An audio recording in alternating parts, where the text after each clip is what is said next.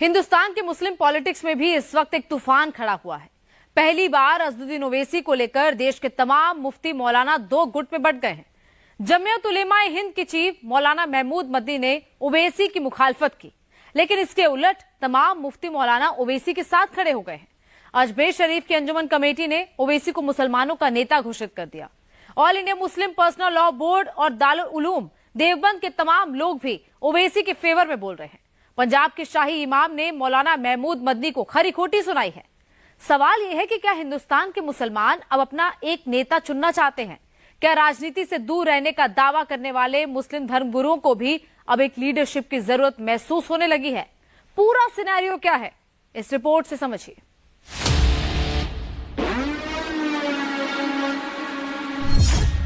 क्या हिंदुस्तान में मुसलमानों के सबसे बड़े नेता असदुद्दीन ओवैसी हैं?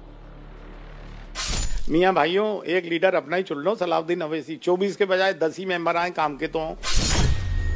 क्या देश के बड़े मौलाना ओवैसी के पीछे खड़े हो गए हैं? अब वैसे ही रख रहे हैं, बात और भी रख रहे हैं, लेकिन सब में स्ट्रांग आवाज ओवैसी की है। क्या ओवैसी का विरोध मुसलमानों को मंजूर नहीं है? आजादी के बाद पहली बार देश में एक मुस्लिम लीडरशिप की तलाश हो रही है। नाम कई हैं, चेहरे कई हैं, लेकिन मुसलमानों के फर्स्ट चॉइस ओवैसी है।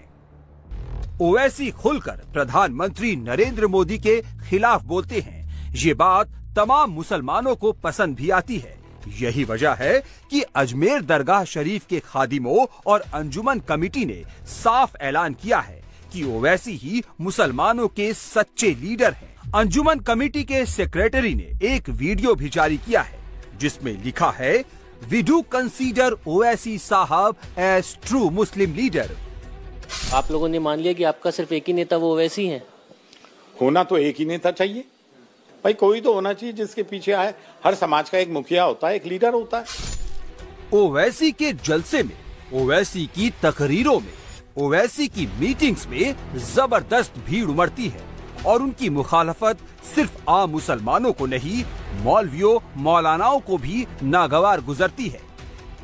पिछले कुछ सालों में असदुद्दीन ओवैसी एक ऐसे नेता के तौर पर स्थापित हुए हैं जो मुसलमानों के मामलों में खुलकर बोलते हैं। चाहे सड़क पर मंच लगा हो या फिर संसद, मुसलमानों के मुद्दों को ओवैसी जमकर उठाते हैं। उनके बोलने का अंदाज हो या फिर दर्द देने का मामला, विरोधी भी ओवैसी की बातों के कायल है। यही वजह है कि मुसलमानों का एक बड़ा तबका भले ही ओवैसी की पार्टी को वोट न देता हो, लेकिन उनकी बातों को सुनता है और अगर कोई ओवैसी के खिलाफ बोलता है तो उसके विरोध में भी खड़ा होता है। सवाल ये है कि ओवैसी अचानक से मुसलमानों के पसंदीदा नेता कैसे बन गए? जिस ओवैसी की पार्टी के पास देश में सिर्फ एक सांसद है, 10 विधायक हैं, देश के 28 राज्यों और 8 केंद्र शासित प्रदेशों में से सिर्फ 3 राज्यों में मौजूदगी है, उस AIMIM के मुखिया ओवैसी के पीछे मुसलमानों का सपोर्ट बेस कैसे तैयार हो रहा है? इसकी सबसे बड़ी वजह यह है कि ओवैसी हर मंच पर दिखते हैं। देश की संसद में उनकी मौजूदगी है। वक्फ बिल के लिए बनी ज्वाइंट पार्लियामेंट्री कमेटी में वो मेंबर हैं। मुसलमानों के हक की आवाज सबसे जोरदार तरीके से उठाते हैं। इलेक्टोरल पॉलिटिक्स में सबसे एक्टिव मुस्लिम लीडर के तौर पर नजर आते हैं। ये महमूद मदनी है, जमीयत उलेमा हिंद के अध्यक्ष हैं। दारुल उलूम देवबंद की सुप्रीम पावर कमेटी मजलिसे शूरा के मेंबर हैं। लेकिन मदनी को ओवैसी की पॉलिटिक्स बिल्कुल पसंद नहीं है। ओवैसी के बयान उन्हें भड़काऊ लगते हैं, उनकी तकरीरें गैर मुनासिब लगती है। ये बात तो अब वो खुलकर कहने लगे हैं, लेकिन ऐसा नहीं है कि उन्होंने ये पहली बार कहा है। महमूद मदनी पहले भी कह चुके हैं कि हैदराबाद तक तो ओवैसी ठीक है, लेकिन उन्हें पूरे देश के मुसलमानों का नेता नहीं कहा जा सकता। मौलाना महमूद मदनी जमीयत उलमा हिंद के एक गुट के इस समय अध्यक्ष है। वो राज्यसभा सांसद रह चुके हैं और कई बार चुनाव भी लड़ चुके हैं। ऐसा पहली बार नहीं है जब मौलाना महमूद मदनी ने दूसरे मुस्लिम संगठनों से अलग होकर बयान दिया हो, बल्कि पहले भी वो एनआरसी का समर्थन कर चुके हैं और 370 के मामले में महमूद मदनी का समर्थन हमेशा सरकार के साथ रहा है। मौलाना महमूद मदनी ने ओवैसी पर बांटने वाली राजनीति करने का इल्जाम लगाया तो सबसे पहले दारुल उलूम ने ही उनके बयान से पल्ला झाड़ लिया। महमूद मदनी जिस मजलिसे शूरा के मेंबर हैं, उसी कमेटी के मुहतमीम मुफ्ती अब्दुल कासिम नोमानी ने साफ साफ कह दिया कि वो महमूद मदनी की बात से सहमत नहीं है। देश में 14% मुसलमान हैं, तमाम पार्टियों में मुस्लिम लीडर्स भी हैं, लेकिन फिर भी मुसलमानों का अपना एक अदद नेता नहीं है। आजम खान जेल में है, शफीकुर रहमान बर्क का निधन हो चुका है। यूपी के रामपुर से सांसद मोहिबुल्लाह नदवी और मुरादाबाद से पूर्व सांसद एसटी हसन जैसे कुछ चेहरे हैं और महाराष्ट्र में अबू आजमी जैसे नेता हैं जो एक्टिव हैं। लेकिन पॉपुलैरिटी की बात करें तो ओवैसी की पॉपुलैरिटी इन सब से कहीं ज्यादा है।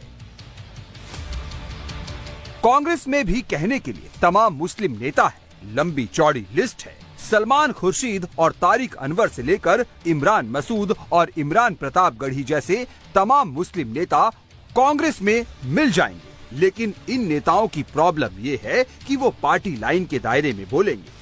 ओवैसी जिस तरह मुसलमानों की बात करते हैं, वैसा बोलना उनके लिए मुश्किल है।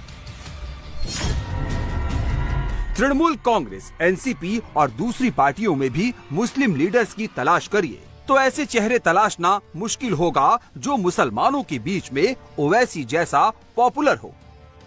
ये चर्चा हिंदुस्तानी मुसलमानों में लंबे अरसे से रही है कि क्या हिंदुस्तानी मुसलमानों के लिए अलग से कोई मुस्लिम क़यादत खड़ी होनी चाहिए। हालांकि महमूद मदनी या फिर कई और भी ऐसे लोग हैं जो मुस्लिम लीडरशिप के खारिज करते हैं और वे कहते हैं कि हिंदुस्तान में जो राजनीतिक दल पहले से ही राजनीति कर रहे हैं, उन्हीं के बैनर तले हिंदुस्तान के मुसलमानों को भी चलना चाहिए।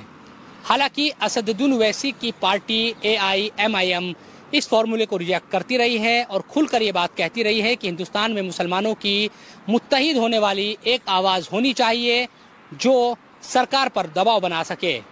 यही वजह है कि कुछ लोग इस राजनीति को पसंद भी करते हैं और जब ये बात आती है कि मुस्लिम लीडरशिप को खारिज किया जाए तो फिर इसके विरोध में भी कई लोग खड़े हो जाते हैं।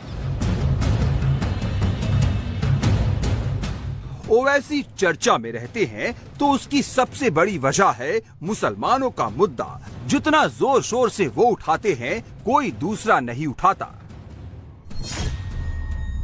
CAA, NRC, mob lynching, love जिहाद से लेकर वक्फ अमेंडमेंट एक्ट जैसे मुद्दों पर ओवैसी ने जितनी तकरीरें की किसी और नेता ने नहीं की।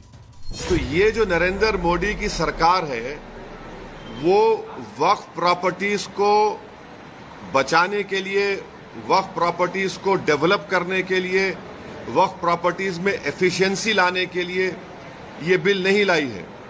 ये बिल इसलिए लाया गया है ताकि हमेशा के लिए वक्फ बोर्ड को खत्म कर दिया जाए। उसमें लिखा हुआ है प्रैक्टिसिंग मुसलमान रहेगा, वो ही वक्फ करेगा। अब प्रैक्टिसिंग मुसलमान का मतलब क्या है?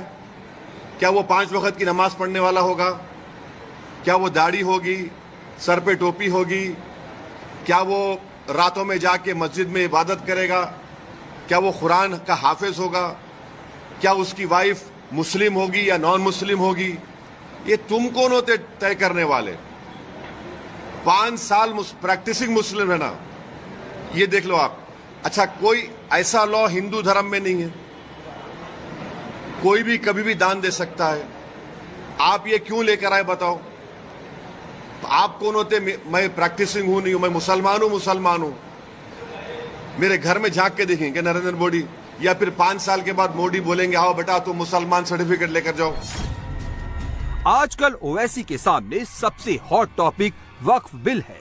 केंद्र सरकार ने 8 अगस्त को लोकसभा में वक्फ अमेंडमेंट बिल पेश किया था, लेकिन विरोध के बाद उसे ज्वाइंट पार्लियामेंट्री कमेटी के पास भेज दिया गया, जहां 44 अमेंडमेंट्स पर चर्चा की जा रही है। 22 अगस्त से लेकर अभी तक जेपीसी की 10 से ज्यादा मीटिंग्स हो चुकी हैं।